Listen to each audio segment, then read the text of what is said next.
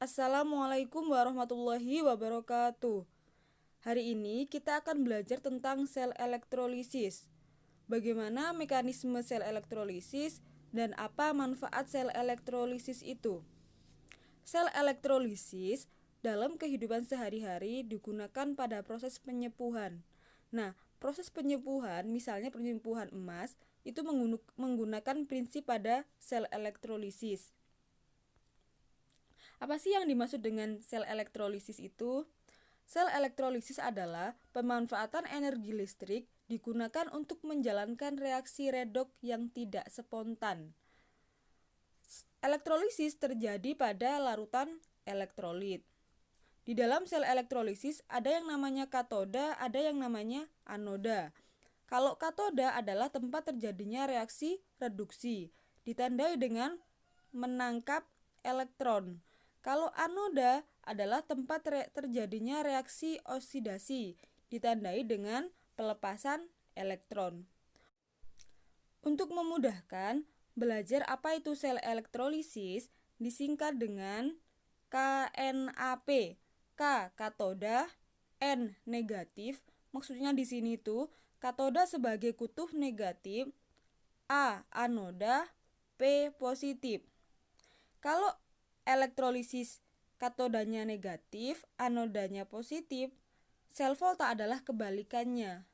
Kalau di dalam sel volta, yang negatif adalah anoda, yang positif adalah katoda. Kalau di sel elektrolisis energi listrik digunakan untuk menjalankan reaksi redok, kalau di sel volta adalah reaksi redok digunakan untuk menghasilkan energi listrik. Jadi, yang patut digarisbawahi dalam sel elektrolisis harus tersedia energi listrik. Kalau energi listriknya nggak ada, maka reaksi reduknya nggak bisa berjalan. Terus bagaimana mekanisme yang terjadi pada sel elektrolisis? Nah, di dalam sel elektrolisis kan ada yang namanya larutan. Nah, larutan itu misalnya ini larutan AXBY, larutan elektrolit AXBY. Kalau misalnya diuraikan itu ada A, Y plus, X itu merupakan koefisiennya, Y plus itu adalah muatannya, ditambah Y B pangkat X min. Y nya koefisiennya, X min nya adalah muatannya. A nya adalah kation di katoda, B nya adalah anion di anoda. Jadi dalam suatu sel elektrolisis itu mesti urutannya kation anion, katoda anoda seperti itu. Misalnya contohnya CuCl2, Cu2 plus, 2 plus itu misalnya kalau di rumusnya itu adalah Y plus itu loh. 2 kalau di rumusnya itu adalah Y saja, Cl min, minnya adalah X min. Jadi Cu2 plus adalah katoda, Cl minnya adalah anoda. Cu2 plus adalah kation, Cl minnya adalah anion. Na2SO4, Na plusnya kation, SO4 nya adalah anion.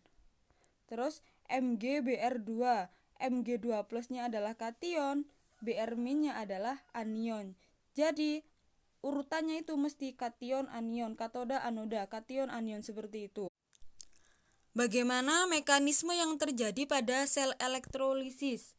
Misalnya, saya akan mengelektrolisis larutan CuCl2. CuCl2 kalau diionkan kan akan menjadi Cu2 plus 2 Cl min. Cu2 plusnya katoda, Cl minnya adalah anoda. Di dalam katoda, Cu2 plus akan mengalami reduksi membentuk Cu. Ini. Dua elektron ini dari mana? Dua elektron ini ditangkap dari oksidasi Cl min menjadi Cl2 melepaskan 2 elektron. 2 elektron yang dilepaskan oleh Cl min akan ditangkap oleh Cu sehingga Cu mengalami reduksi oleh Cu2 plus, sehingga Cu2+ mengalami reduksi membentuk Cu, ditandai dengan adanya lapisan Cu atau gumpalan Cu. Terus gunanya baterai di sini untuk apa? Baterai digunakan untuk sebagai pompa elektron. Maksudnya pompa elektron itu adalah menggerakkan elektron ke katoda, yaitu tempat terjadinya reaksi reduksi, dan menarik elektron dari anoda, tempat terjadinya reaksi oksidasi. Jadi, kalau misalnya nanti si baterai ini nggak ada, maka suatu reaksi tidak akan bisa berjalan. Karena apa? Karena elektronnya tetap di anoda, sedangkan di katoda tidak ada elektronnya. Elektronnya nggak bisa berjalan gitu intinya. Selanjutnya, reaksi-reaksi bagaimana pada sel elektrolisis. Kan tadi dibahas bahwa dalam sel elektrolisis ada yang namanya katoda, ada yang namanya anoda. Kalau misalnya reaksi yang terjadi pada katoda itu ada ketentuannya. Yang pertama, siapa yang mengalami reaksi reduksi pada katoda? Sama seperti sel Volta, bahwa yang memiliki potensial sel lebih besar akan tereduksi. Yang potensial selnya lebih kecil akan teroksidasi. Misalnya, untuk ketentuan reaksi pada katoda, jika di katoda atau di kation memiliki H+, maka yang mengalami reaksi reduksi adalah H+ ditambah 2 elektron menghasilkan H2. Kalau dia kation golongan 1A, Li, Na, K, dan seterusnya, golongan 2A, Mg, Ca, Sr, dan seterusnya, ion Al dan ion Mn, yang mengalami reaksi reduksi adalah air, karena kation-kation tersebut tidak tereduksi. Yang tereduksi adalah air.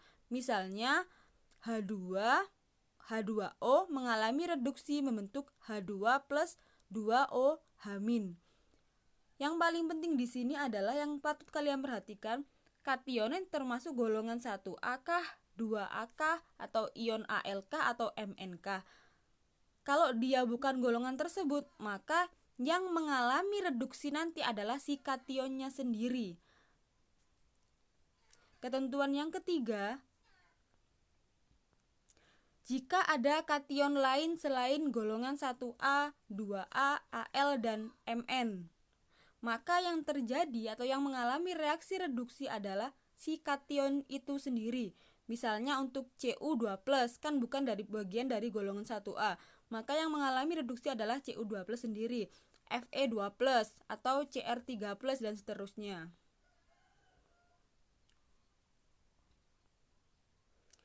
Terus, reaksi yang terjadi pada elektroda anoda. Siapa yang mengalami reaksi oksidasi pada anoda? Kalau di katoda tadi yang memiliki potensial reduksi yang besar, kalau di anoda yang memiliki potensial reduksi lebih kecil akan teroksidasi. Jadi yang patut digaris bawahi, kalau yang di anoda adalah yang memiliki potensial reduksi yang lebih kecil.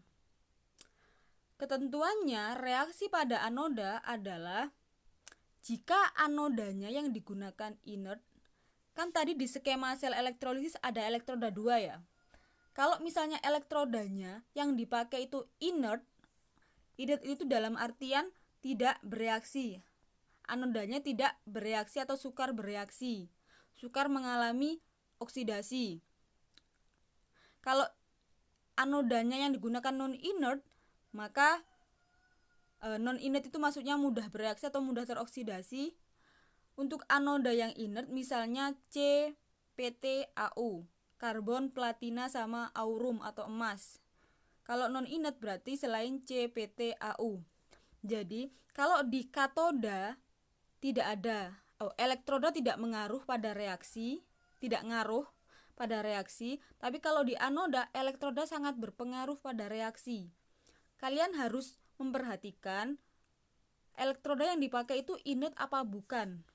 Kalau inert berarti dia tidak mempengaruhi suatu reaksi karena elektrodanya sukar bereaksi. Tapi kalau dia non-inert, maka elektrodanya akan mempengaruhi reaksi yang ada pada anoda. Kalau misalnya anodanya yang dipakai inert, maka jika ada anion OH-, maka yang mengalami reaksi oksidasi adalah OH- mengalami reaksi oksidasi membentuk O2 plus 2H2O. Jika anionnya sisa asam oksi, misalnya SO4 2-, NO3-, CO3-, ClO-, maka anion-anion tersebut tidak teroksidasi. Yang teroksidasi adalah air. Air mengalami suatu reaksi oksidasi membentuk O2 plus H+. Jika ada anion lain, misalnya Cl-, Br-, S2-, maka yang mengalami reaksi oksidasi adalah dirinya sendiri. Misalnya kalau Cl-, maka mengalami reaksi oksidasi membentuk Cl2.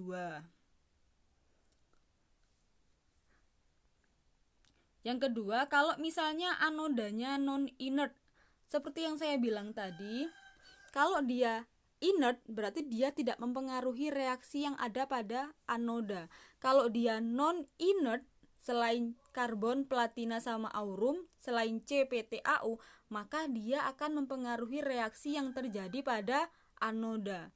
Misalnya, saya pakai elektroda Cu, Ag, Zn, sama Fe.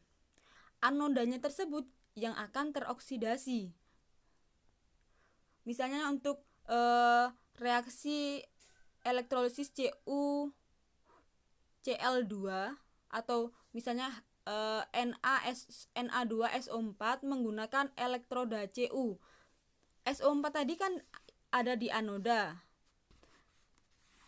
Kalau misalnya dia menggunakan elektroda inert, maka yang mengalami reaksi oksidasi adalah H2O karena SO4 merupakan sisa asam oksi.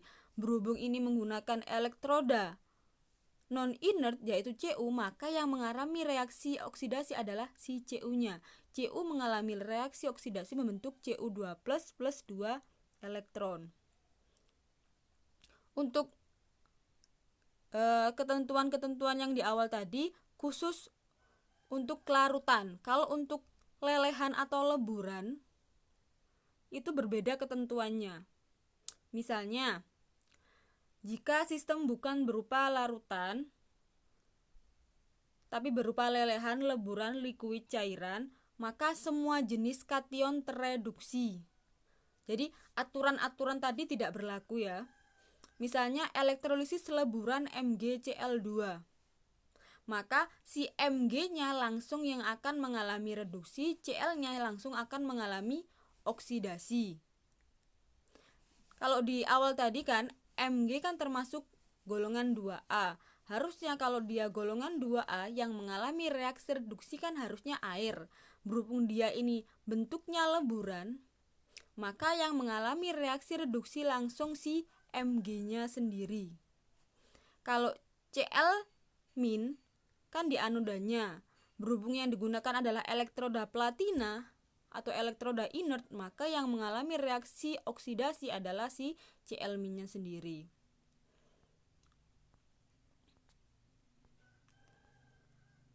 Kalian harus memperhatikan dia termasuk larutan atau bukan.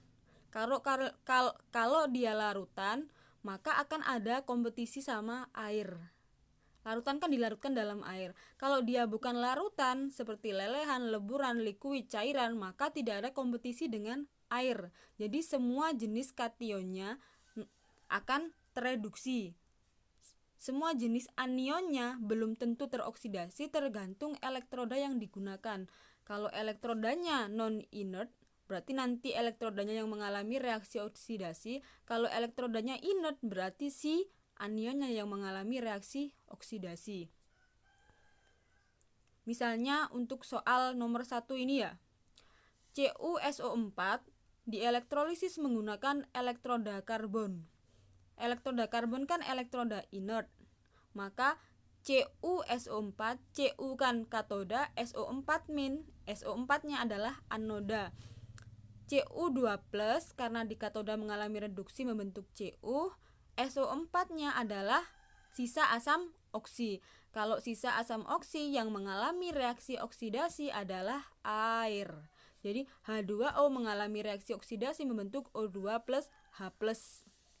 Untuk yang nomor 2, MgCl2 dielektrolisis dengan elektroda inert. Inert itu berarti tidak bereaksi.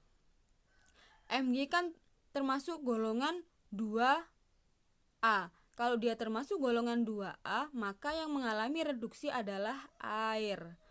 Sedangkan Cl- adalah anoda mengalami suatu reaksi oksidasi membentuk Cl2 karena elektroda yang dipakai inert jadi nggak ngaruh. Ingat-ingat, elektroda hanya mempengaruhi di anoda saja. Untuk soal nomor 3, mohon maaf ya, di situ nomor 6, CuSO4 dielektrolisis menggunakan elektroda Cu di anoda dan di katoda menggunakan elektroda Fe. Seperti yang saya bilang tadi, bahwa elektroda hanya mempengaruhi di anoda. Kalau di katoda menggunakan elektroda Fe, yang mengalami reaksi reduksi tetap si kationnya, elektrodanya nggak ngaruh. Di situ kan si kationnya Cu. Cu kan bukan golongan dari 1A, bukan dari golongan 2A, Al maupun Mn. Jadi yang mengalami reaksi reduksi adalah si Cu-nya. Cu2+ mengalami reaksi reduksi membentuk Cu. Sedangkan di anoda SO4- merupakan sisa asam oksi. Berhubung di anodanya menggunakan elektroda Cu yang termasuk elektroda non-inert, maka yang mengalami reaksi oksidasi adalah si elektrodanya. Cu mengalami reaksi oksidasi membentuk Cu2+ plus 2 elektron. Yang patut digarisbawahi, dalam suatu sel elektrolisis, reaksi sel elektrolisis, kalian harus memperhatikan bentuknya, larutankah atau lelehan atau leburan. Kalau larutan punya aturan sendiri, kalau lelehan sama leburan punya aturan sendiri. Yang kedua, elektroda yang digunakan, inert atau bukan. Kalau inert berarti dia tidak mempengaruhi suatu reaksi, kalau non-inert berarti dia mempengaruhi suatu reaksi. Yang ketiga, elektroda hanya mempengaruhi di anoda, sedangkan di katoda tidak. Seperti itu. Terima kasih atas perhatiannya. Saya akhiri. Wassalamualaikum warahmatullahi wabarakatuh.